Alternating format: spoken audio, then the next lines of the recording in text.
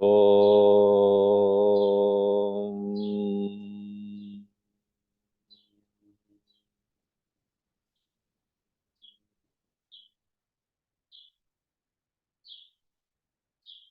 Om Sehna Vavatu Sehna Bhunaktu Sehaviriyam Karvavahai Tejasvinavaditamastu ma vidvishavahai.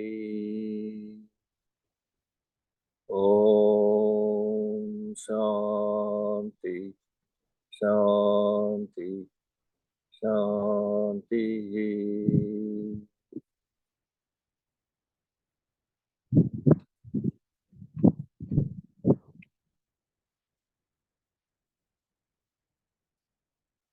So we continue reading our book page. We were, I believe, 128. Is that right? Yes, Acharya. So from page 128 until page 131 is some amount of dialogue between a devotee and Holy Mother concerning what is death, what happens after the death, and who is reborn, etc. And the answer of Holy Mother is based upon the more of a devotional values and more of a ritual values out of Vedic lifestyle. And therefore she explains that the practice or rituals of Shraddha or Sraddha, of offering the food and water to the departed soul, help the departed soul to get out of the spirit realm or frequency of the spirit and take a new body. She trying to explain that if the family member or the kin of the departed soul do not offer such rituals, the departed soul can suffer in the realm of spirit, where the soul is unable to rest in peace or either move on to forward to the divine light or to return back to the new body. So they are in the frequency where they remain in the mode of spirit. And this is what she is trying to explain. I prefer to skip this conversation and ask you to read about that on your own. So I would come to page 133 and we start reading from conclusion of Sadvikaras.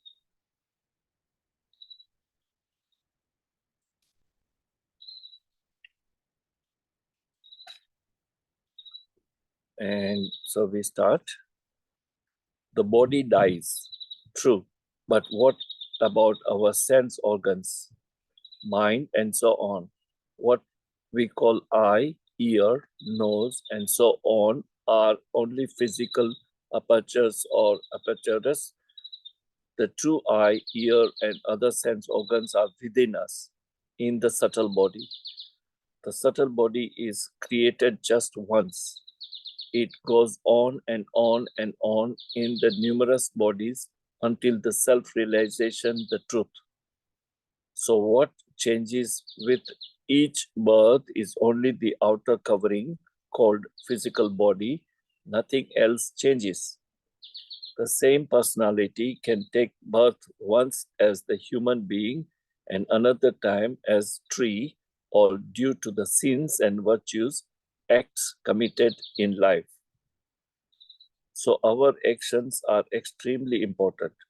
Noble actions, service to others, prayer, worship, meditation, selflessness lead to higher realm, while ignoble actions take us down. And this procession of birth and death goes on. You see here the significance of your lifestyles while we are in this body, while we are in this lifetime. You cannot escape your prarabdha karma. You cannot escape from what you have caused and what seeds you have reaped. You have to go through the effect of that cause. There is no escape. However, it is your choice to remain in the purity and create a noble act in order to have a next lifetime of virtues. The agami karma is something which is in our discrimination, our choice. The way we think, the intention that we have, what we speak, what we behave, our action is what will fructify either in this lifetime, later on, or the following lifetime. So if you want to see your own future, if you want to know what would be your future in this lifetime, or what you want to be in your next lifetime, it is up to us. What we do now is what will give us the result. So if we want to be a contented person, a person with fulfillment, satisfaction, and no more longing and greed,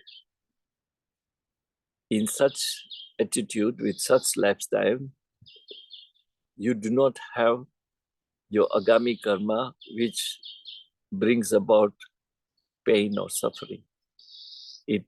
It has a result, it has a reward, but the reward is more of a evolving spiritual evolution, more evolving spiritually.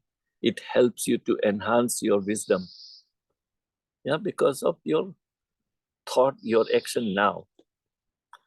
What you have done earlier, you cannot undo it.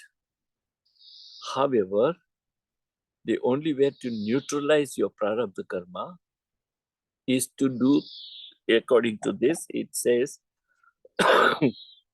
meditation and chanting can give you strength to nullify, to neutralize your prarabdha karma. You cannot escape, you have to undergo it, but you gain the strength to face your prarabdha karma results by being in meditation, by chanting holy name.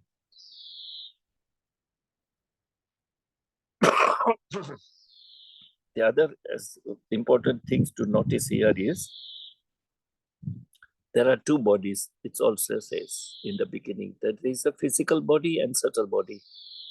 In our physical body, we have the organs, eyes, ears, head, nose, tongue, but they are simply organs. The element of the sense organ is in our subtle body. And it is that subtle body that gives you command. What is that subtle body? Subtle body is combination of your pranamaya kosha, manomaya kosha, and vigyanmaya kosha.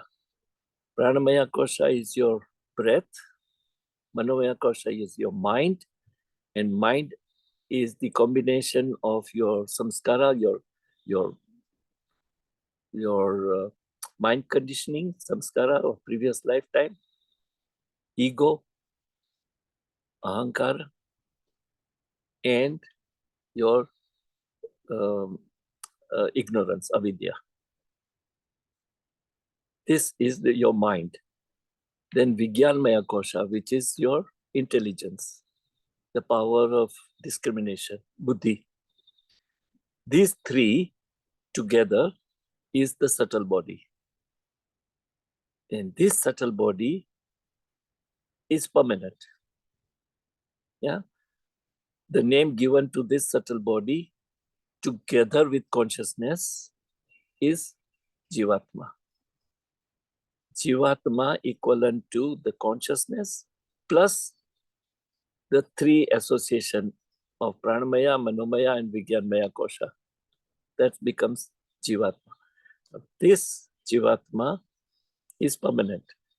It goes out of this body at the time of death, and it remains in the realm based on your karmic account. You may have you go into the realm which gives you more pleasure, satisfaction, depending on your karmic account. It may also go into the realm of frequency which is very uncomfortable, which is very painful or suffering, which is again a result of your karmic account. But that remains in the seed form, Karana Sharir, causal body. And that Karana Sharir or causal body picks up the next body only to nullify the prarabdha karma, to clear out your sanchit karma, not prarabdha karma, sorry, sanchit karma. But unfortunately, moment the Atma in the form of infant comes out of the womb into this world, which is Maya, it gets impression of what it sees, what it hears, and picks up the impression and forget about the purpose of taking birth, the intention of taking birth. Jivatma taking time of birth, the only purpose is to evolve spiritually, to do the create the positive agami karmas in order to get out of the birth and death cycle as quickly as possible. But unfortunately, under the spell of Maya, the Atma, Jivatma, is forgetting the purpose and get into this cycle of materialistic world, which is nothing but ego, desires, attachments. And that's how the life continues, one body to next body to next body. So it says that the subtle body is permanent. Yeah, this is very, very important to understand. That subtle body remains permanent. It's only the gross body that changes. Swami Vivekananda says, we always forget that this world is a means to an end and not the end itself. That means this world, when we experience this world in this lifetime, is the means to an end. That means you have an opportunity to evolve. But this world is not the end itself. This lifetime is not the end itself. It is the opportunity to bring the end. If this were the end, we should be immortal here in our physical body. We should never die. But we see people every moment dying around us. And yet, foolishly, we think we shall never die. And from that conviction, we come to think that this life is the goal. This is the case with the 99% of us. This notion should be given up at once. This world is good so far as it is a means to perfect ourselves. And as soon as it has ceased to be so, it is evil. So wife, husband, children, money, and learning are good so long as they help us forward. But as soon as they cease to do that, they are nothing but evil. If the wife helps us to attain God, she is good wife. So with a husband or a child, if money helps a man to do good to others, it is of some value. But if not, it is simply a mass of evil. And the sooner it is got rid of, the better it is.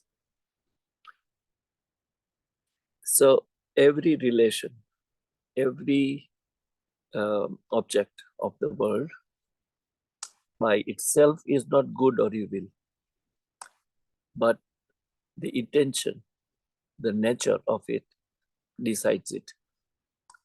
If your family member or friends help you to gain a clarity, a purity of thought and or purity of your action, it is good. But the same group of friends or family does not help you to grow, then that relationship brings you suffering. Ultimately, you do not realize day-to-day life, but eventually it means suffering, suffocation, because your soul is looking for liberation.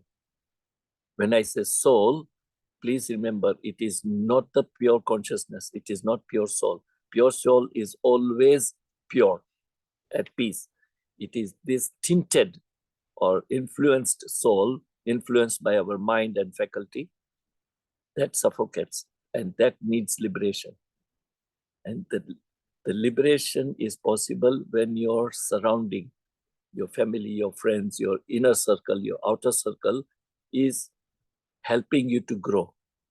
And this was the reason that in our Sanatana Dharma, the importance of satsang is given. Satsang is nothing but like-minded people sit together and talk on the subject such as this. So all of them grow together. It enhances their value of life. It gives you the purity of thought and action. Thus, though the physical body is imperative to practice spiritual discipline and to attain knowledge, it is not of any other value after one attains knowledge. It is definitely not meant for worldly enjoyments. Sri Ramakrishna says, there is no harm in giving up one's body. After attaining knowledge, some give up their bodies. After the gold image has been cast into clay mold, you may either preserve the mold or break it. A good example. You have a mold to create a jewelry, to create certain shape and form. Once that shape and form is created, the mold loses its value. So this gross body is extremely important as long as we use it for our clarity and purity of thoughts and our intention. Once you gain the knowledge and drop the ignorance, avidya, then this body is really not necessary, because you have attained that supreme knowledge. After attaining supreme knowledge, you do not need this body. And this is why there are so many examples of saints and rishis who decide when to give up the body. Yeah, they would tell that next day would be the last day. They tell their families, their followers, I am not going to be there with you tomorrow, because they know that they're giving up the body. It is in their power, it is in the will. Because once they know the absolute truth, the supreme knowledge, keeping this body is of no use. Now comes our very important part of the Tattvabodha, the Shit theory. So if I remember having said that the consciousness is covered by our different bodies. Yeah. And that is what it explains now. Shit theory. Vedanta has several ways of approaching the same reality. Once it is decided on explaining the superimposition called the cosmos as a relative reality to aid the ignorant, it divides this cosmos into three states: the causal, subtle, and gross. The individual too is divided similarly. At the macro level and at micro level, there are three categories: causal body, subtle body, and gross body. We discussed earlier the cosmic level, the macro level. The causal body is Ishvara, the Prakriti. Yeah, Ishvara is the causal body. Then the subtle body is what we see, the elements, 5 elements as we know. These are our subtle bodies. And from that 5 elements, the grossification, what is known as Panchikarna, through the process of Panchikarna comes the gross body, what we see, the manifestation, the universe. So the universe, as we see, the different galaxies, planets, etc., is the physical body of macro level. But in order to come to that level of physical body of cosmos, there were 5 subtle elements in the pure state, Sattva Guna. That pure 5 subtle elements were the subtle body. And that came out of the causal body, which is Ishvara. So Ishvara, causal body, elements, subtle elements, the subtle body, and the universe, as we can perceive, is the physical body at the macro level. Similarly, at individual level, we have causal body, Karana Sharira, subtle body, and gross body. And this is what it will explain now. Gross body is what we can see, appearance, the physical. Subtle body, as I said, is your combination of your breathing, your mind, your intellect, which is Pranamaya Kosha, Manomaya Kosha, Vijnanmaya Kosha. Causal body at our level, micro level, is the Karana Sharira, which is our supreme knowledge, the clarity, the consciousness. And that's how this will explain. Causal body is nothing but a Jivatma, consciousness plus the Manomaya Kosha. So it says, Vedanta has several ways of approaching the same reality. Once it is decided on explaining the superimposition called the cosmos as a relative reality to aid the ignorant, it divides this cosmos in 3 states, causal, subtle, and gross. This individual too is divided similarly. The second way of dividing these 3 states is in the form of 5 sheaths called koshas in Sanskrit. The sheath idea came to Vedantians perhaps because many of them were of the warrior class and had used the sword frequently. The 5 sheaths have been given 5 different names according to their essential nature. The gross body is called the food or Annamaya sheath, since it is made up of food, Anna. The other names will be mentioned as we pass on to those subjects. So first we speak of Annamaya Kosha, the gross body. In the case of 3 states here, Maya or Avidya acts as the outer covering of sheath. Inside it is the Atman, Brahma. So it's trying to say among all the sheaths, the inside, the core of the sheath is this consciousness, Atman, or Brahman. It is the outer layer are different. First among those sheaths is the Annamaya Kosha. So here, if you check the diagram in the page 135, Annamaya Kosha, Vijnanmaya Kosha, Pranamaya Kosha, Manomaya Kosha, Annamaya Kosha. So what is this 5 different sheaths made of? The Anandamaya Kosha is causal body. Brahman plus Agnan, ignorance. Brahman, you name it Brahman, you call it Atma, you call it consciousness. So consciousness plus ignorance is causal body.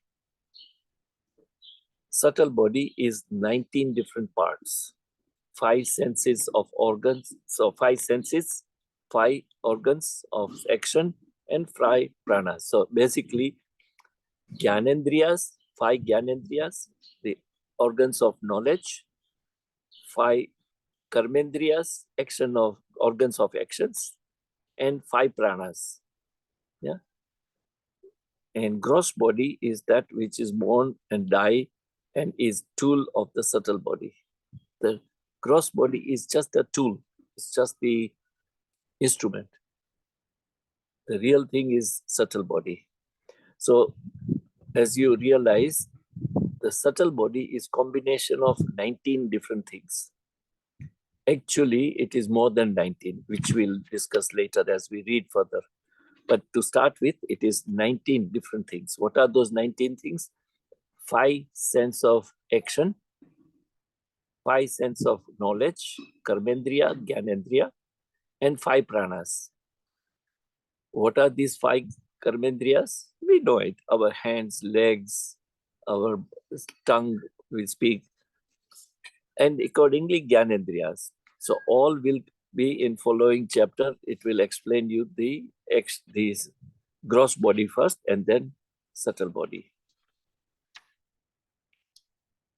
So now this one, birth and death are in relation to the moving and the non-moving.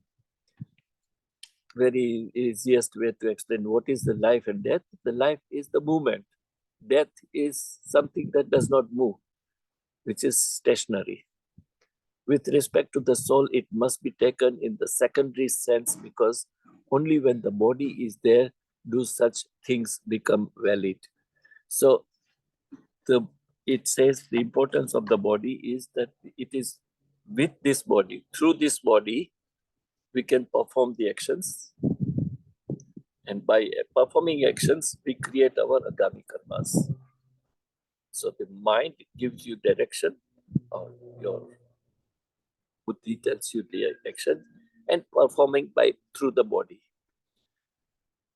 The reason why it talks about it now is to later on to compare that when after the soul leaves this body, it is in the subtle form. In subtle form, it cannot perform any action. And because it cannot perform action, it cannot close their Sanchit karma. Remember the karmic, the law of karma, there is a Sanchit karma, which is accumulation of all your actions and result of actions, out of which you pick up prarabdha karma, which is what you fulfill during one lifetime. And in that lifetime, you create new, which is agami karma. But all that is possible only through this body, the gross body. Once you drop the gross body, the subtle body stays, it remains, it's just the being. It can enjoy the pleasure of your action, or it can suffer the result of your action. But it cannot close it. It cannot nullify or close the Sanchit karmic account. In order to fulfill all your Sanchit karma, you have to take the body. And through the power of Maya, we forget that we are here not to create new agami karma, only to close our Sanchit karma, we create new karmas. And that's how it continues. But remember, all this karma, law of karma, is attached to your body. Whether it's gross body, subtle body, or causal body. It has nothing to do with your consciousness. It has nothing to do with Brahman or Atma, pure Atma. Because pure Atma is pure, has no effect of any karmic account. So that's the knowledge. The avidya, ignorance, is that we think we are this body, we are this intellect or our manas, and that's why we get trapped in these actions. Moment you have dropped that ignorance and you gain the knowledge that I am that pure consciousness. And if I am pure consciousness, everything around me is the same. There is no duality. I am consciousness and you are that consciousness, and everything that we perceive, that we can perceive, is nothing but that consciousness. That's why oneness. In Sikhism, they have these, what they call Ek Omkar. What is Ek Omkar? The Guru Nanak Ji said it is Ek, it is one. Everything is one. Non-duality. Advaita Vedanta. So we stop here with this chapter, and next time we take the chapter 12 to understand what is the subtle body. But I like earlier, we have maybe 10 minutes to have some amount of dialogue. I want your reaction. I want your comments, your understanding about what we read today. You understand, you don't understand, you agree, you disagree, you have doubts, whatever.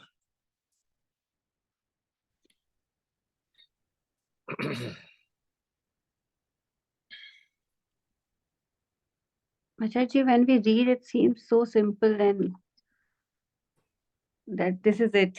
But that when it is our behaviors, it's very complicated. That is the direct result of we being influenced by this Maya.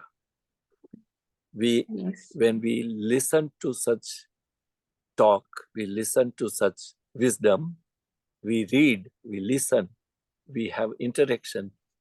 That time we get convinced that this is true. Yeah, this is it.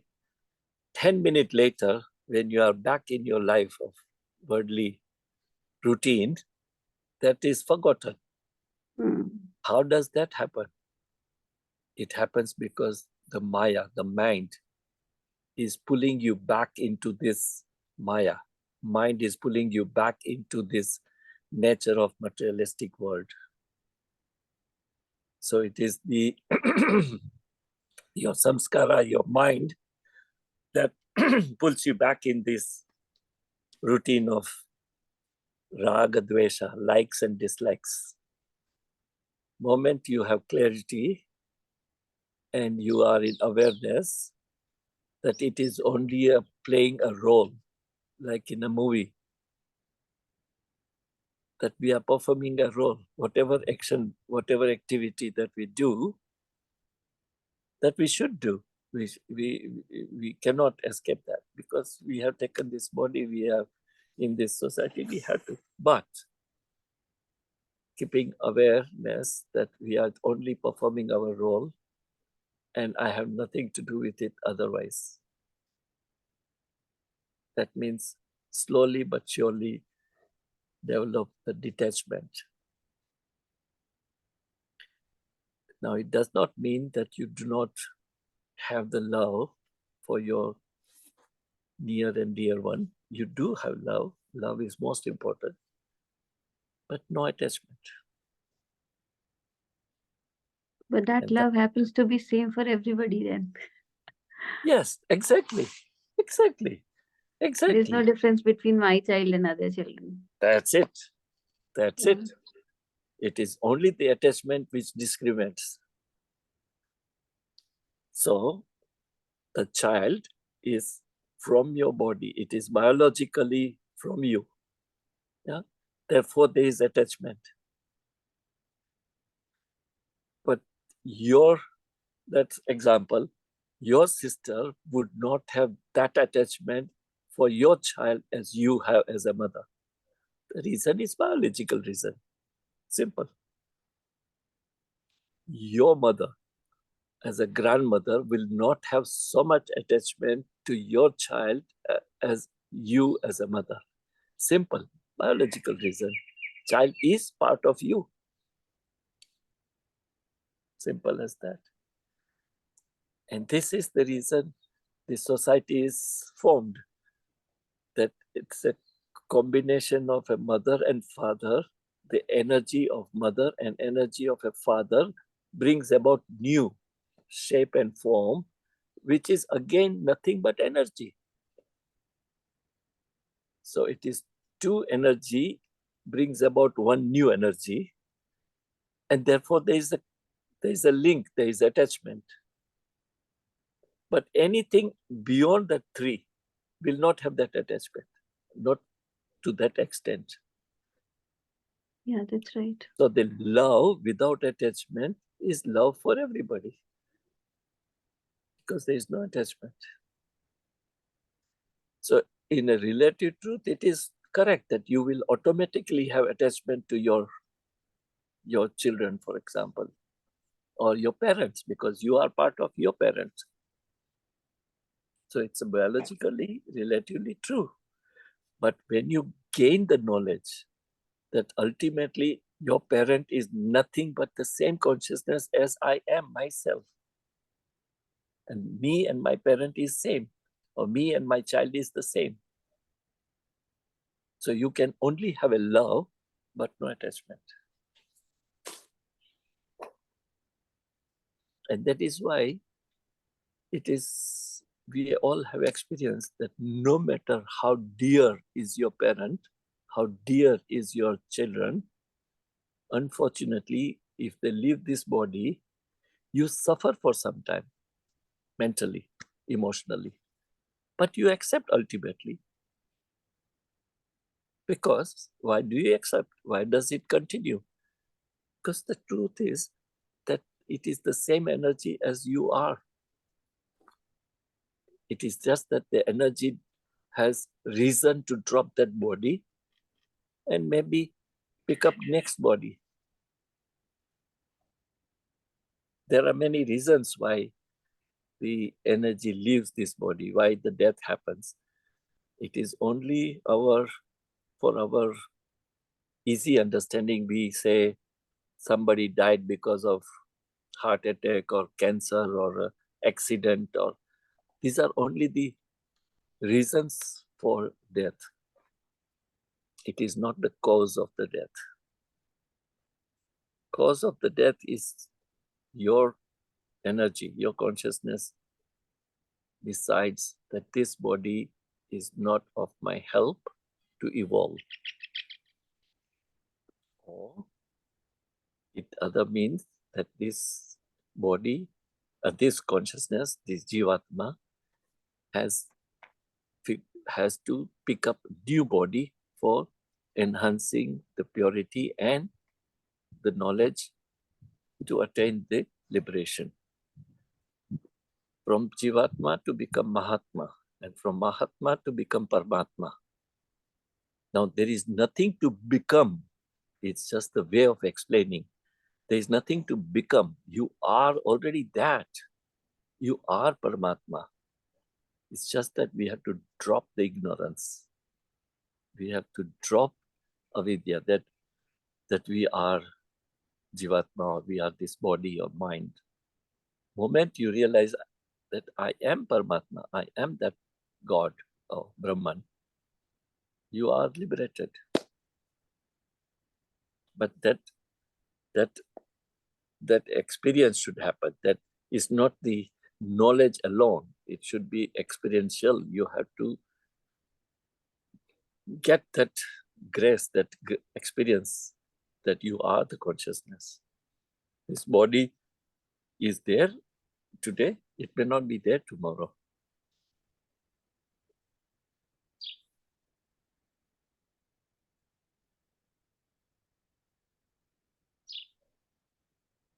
There is so many studies about this gross body and what happens.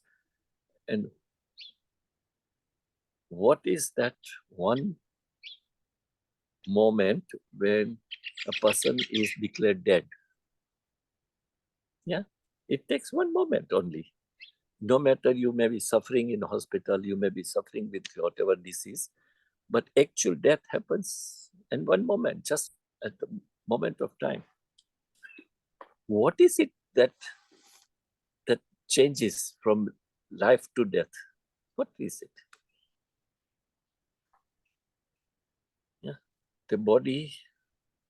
We look after our body so dearly and so carefully, but the same body, once that, call it power, call it energy, leaves the body, in few hours that body starts decaying. The body starts Yes.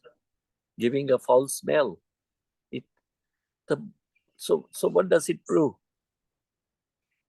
That this body is good as long as that power, that energy is that, and it keeps through the prana, through the breathing, keeps you alive, yeah, functional. Moment that energy power goes out of the body, breathing stops, brain stops, and you are declared dead. So what is that? What goes out of body? What is it? People call it Atma, consciousness, whatever different name. But according to Advaita Vedanta, it is only that Jivatma, the consciousness plus ignorance, which is pranamaya, manomaya, and vigyanmaya, that goes out of your body. But the spirit, Atma stays, because when we say consciousness is omnipresent, omniscient, which means it is everywhere. If it is everywhere, it should be in the dead body also. And it is. So, therefore, this is very sensitive to understand the process of death, the process of dying. What is it that goes out of your life, your body? Where does it go? What happens is separate. It's later on. But there, what is it? And if you watch or read experiences of many, many people who have gone through that, what is known as a near-death experience, NDE, that clinically they are declared dead, but they are not dead. They come back to the life in 10 minutes, 20 minutes, sometime 1 hour. Or people who goes into coma, Yeah. and come back, they're actually not dead. So some of them, not all, some of them have experienced it and are able to explain what happened in that 10 minutes when heart stopped beating, there was no breathing, and what was their experience. So that is what is giving you some idea as what happens after your death. That will come later on in the book.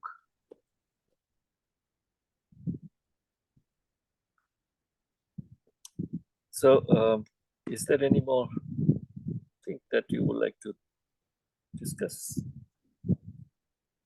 Since it's just two of us or three of us, there is no one for whatever reason.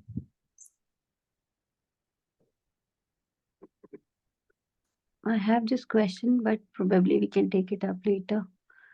Uh, what is the karma that we have with other people around us?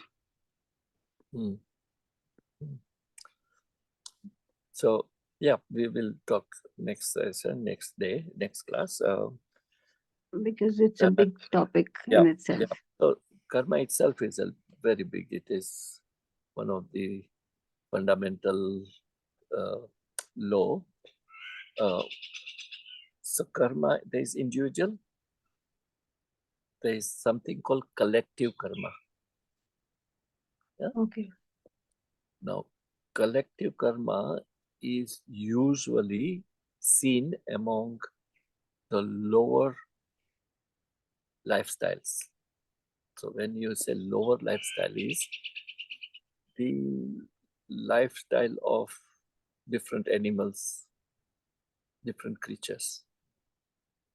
Their consciousness operate on a collective basis, in the sense that if you, for example, shortly, I just tell you, if you are fond of a pet or dog or a cat or whatever, then you have either you have at home yourself, but even if you don't have, but by nature, you are a dog lover. Any dog in the street or neighbor, you have affection. Yeah, you tend to pamper it, you try to play with it. So what happens? The exchange of energy between you and that particular dog. Now remember, dog has energy as well. Dog has the consciousness also. Now that particular dog receives your energy when you're playing or you're exchanging your feelings. But it is not limited to that dog alone. That energy of dog, because it operates on a collective consciousness, you will see or experience that naturally different dogs have attraction for you. In other words, if you are a dog lover and you have a neighbor, a dog, and you have a good affection and pamper and play, etc. But there will be a dog which is a stranger to you. You have not seen that dog before. Naturally, that dog gets an attraction towards you, comes around with you, and looks up to you. They have different expression than we, but their expression indicates that there is sympathy, there is some fondness, there is some connection between that stranger, that dog, and you. Why? Because one dog with whom you are friendly spread the energy, collective consciousness, through the collective consciousness, spread the same positive energy to other dogs of the same family, of the same creature, whether it's dog or cat or any other. Mostly it is seen with the dogs and cats because they are usual domestic friendly. Yes. So that is how they came to that there is something called collective consciousness. And individual consciousness, individual karmic account is also the same way. Your karmic account, personal, how does it work with others in the family, friends, or society, is also the similar way, which we can talk about it next Tuesday.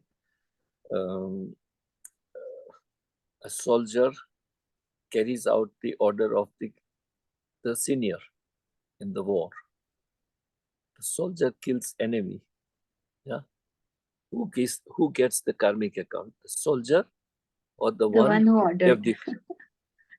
Who gets the karmic account? So we can talk about it later. Yes, Acharya. Thank you so much. Thank you, Acharya. Om.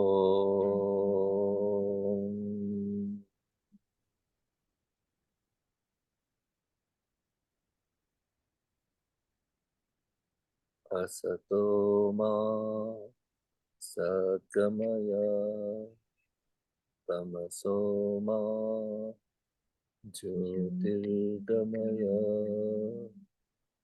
mrityorma amritam gamaya loka samasta sukhino bhavantu. Loka samasta sukhino bhavantu. Samasta loka sukhino bhavantu. Om Shanti Shanti Shanti. Thank you. Thank you, God, for giving us air to breathe. Thank you, God, for giving us water to drink. Thank you, God, for giving us sun for energy. Thank you, God, for giving us food to eat. Thank you, God, for giving us good health and happiness. Thank you, God, for giving us positivity. Thank you, God, for giving us all that we deserve. Thank you, God, for your love, your protection, your guidance, your blessings. Thank you, God, for the existence. Thank you for giving me chance to serve you.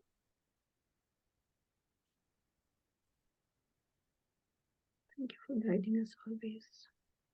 Thank you. Thank you, Acharya ji. Thank you very much. Thank you, Acharya ji. Thank you. Have a good day. Wish you the same, Acharya ji.